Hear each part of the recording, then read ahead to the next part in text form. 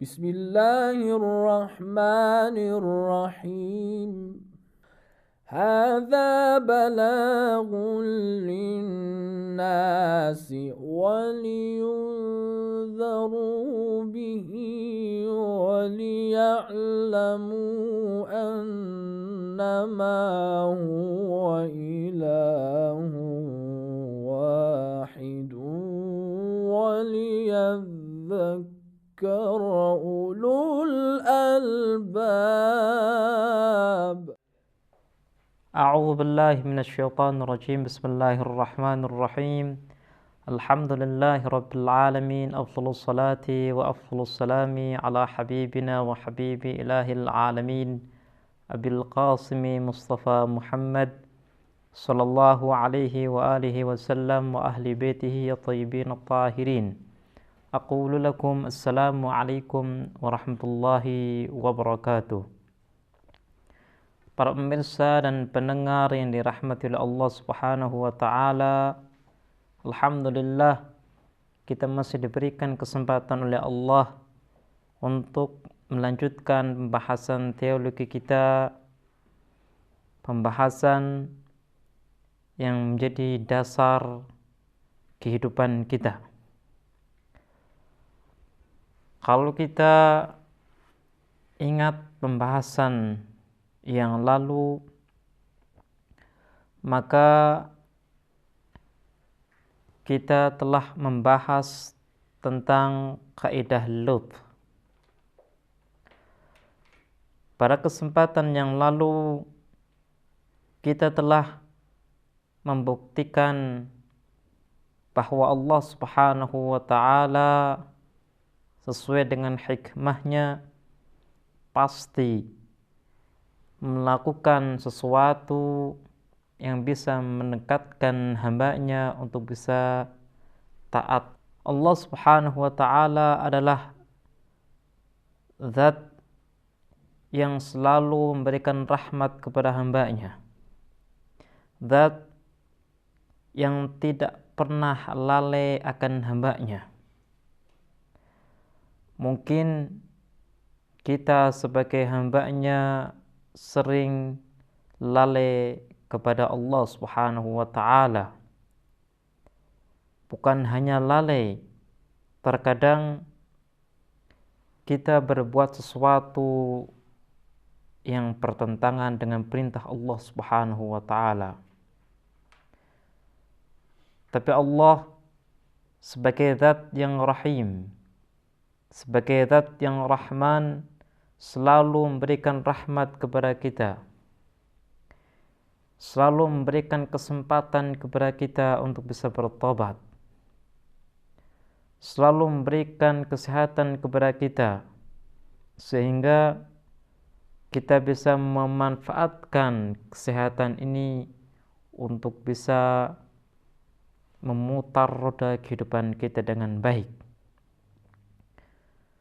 Allah Subhanahu wa ta'ala dengan hikmahnya pasti selalu memantau hambanya. Bagaimana seorang hamba berusaha untuk sampai kepada tujuannya. Dan Allah sebagai zat yang hakim, mustahil akan membiarkan hambanya tanpa petunjuk,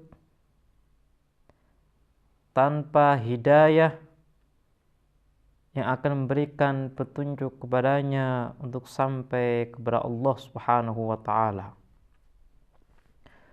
Pada kesempatan yang baik ini kita akan membahas tentang syarat-syarat daripada kaidah lutf. Mungkin untuk sebagian orang muncul suatu pertanyaan yang mendasar terkait dengan kaidah lutf. Mereka berasumsi kalau seandainya lutf itu wajib bagi Allah Subhanahu wa ta'ala, maka kita tidak akan mendapatkan seorang hamba yang berbuat maksiat.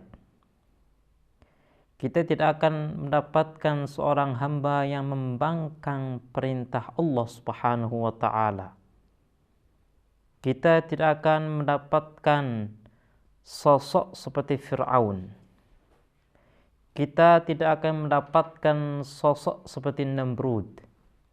Kita tidak akan mendapatkan sosok seperti Abu Jahal. Kita tidak akan mendapatkan para kelompok-kelompok yang mereka tidak mengindahkan ajakan Rasulullah Shallallahu Alaihi Wasallam untuk berjalan di jalan yang benar. Dan kita tidak akan mendapatkan para nabi terbunuh. Ada yang terbunuh disembelih oleh kaumnya sendiri, dan kita tidak akan mendapatkan para wali-wali Allah seperti Al-Imam Husain alaihissalam terbunuh di Karbala. Kalau seandainya kita meyakini tentang kaidah Lut, karena kaidah Lut mengatakan bahwa Allah Subhanahu wa taala pasti melakukan sesuatu yang mendekatkan hamba kepada dirinya. Ini adalah asumsi dari sebagian kelompok teolog yang mereka tidak sependapat dengan kaidah Lut. Ya Rabb, al-Ghawth, al-Ghawth, khallisna minan nari ya Rabb.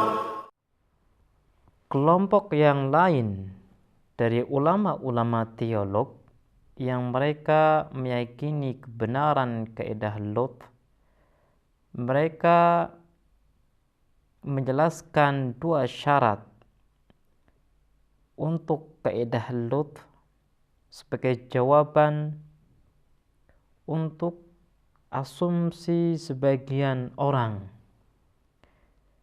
yang mengatakan bahwa kaidah Lut bertolak belakang dengan ikhtiar manusia.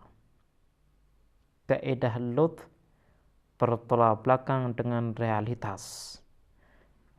Realitas mengatakan bahwa kita memiliki sosok seperti Namrud. Realitas mengatakan kita memiliki sosok Fir'aun.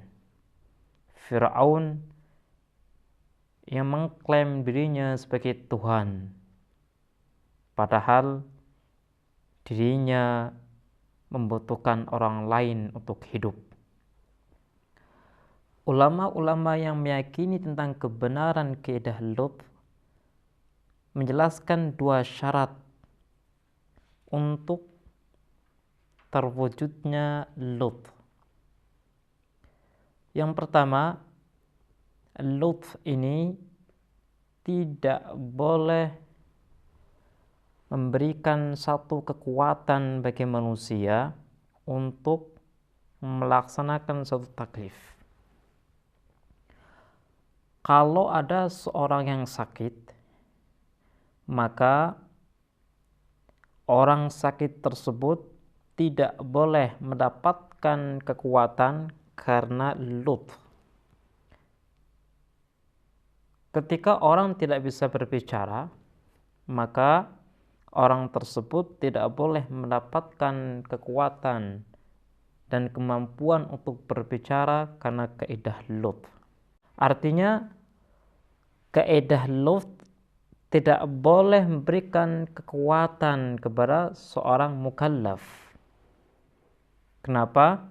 Karena fungsi daripada Lut ini hanya mendekatkan, hanya sebagai petunjuk manusia untuk bisa menjadi hamba yang hakiki.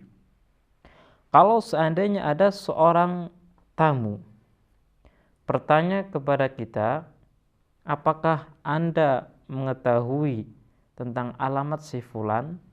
Kita katakan, iya. alamat si fulan itu di jalan ini, nomor rumahnya ini, dan sebagainya. Ketika kita memberikan petunjuk kepada tamu tersebut, petunjuk kita tidak menjadikan tamu ini kuat untuk bisa jalan. Tamu ini kuat untuk bisa sampai kepada tujuan. Petunjuk kita hanya memberikan pengetahuan kepada tamu untuk bisa sampai kepada tujuannya. Makanya ulama-ulama yang meyakini tentang kaidah lutf, mereka mensyaratkan bahwa pemberian dan karunia Allah Subhanahu wa taala dalam rangka membantu manusia untuk sampai kepada kesempurnaan tidak boleh memberikan kekuatan kepadanya. Karena kalau memberikan kekuatan, maka kritikan sebagian orang yang mengatakan bahwa kelaziman kaidah lutf adalah tidak ada orang yang berbuat maksiat, maka ini adalah benar. Dan ini bertolak belakang dengan falsafah daripada taklif. Dan ini berseberangan dengan falsafah adanya cobaan di dunia ini. Ini yang pertama. Yang kedua,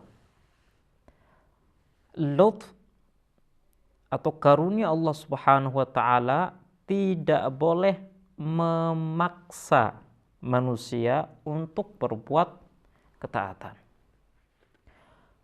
Kalau ada seseorang yang malas untuk menunaikan salat, ada orang yang malas untuk menunaikan ibadah puasa, ada orang yang malas menunaikan zakat, ada orang yang malas untuk berbuat baik kepada orang lain.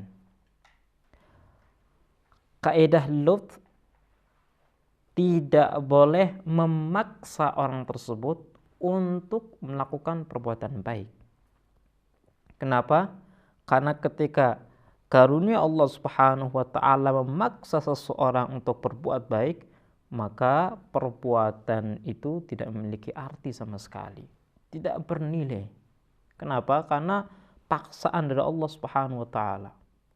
Perbuatan seseorang akan bisa bernilai ketika perbuatan ini bersumber daripada kesadaran, bersumber daripada kehendaknya, bersumber daripada keilmuannya.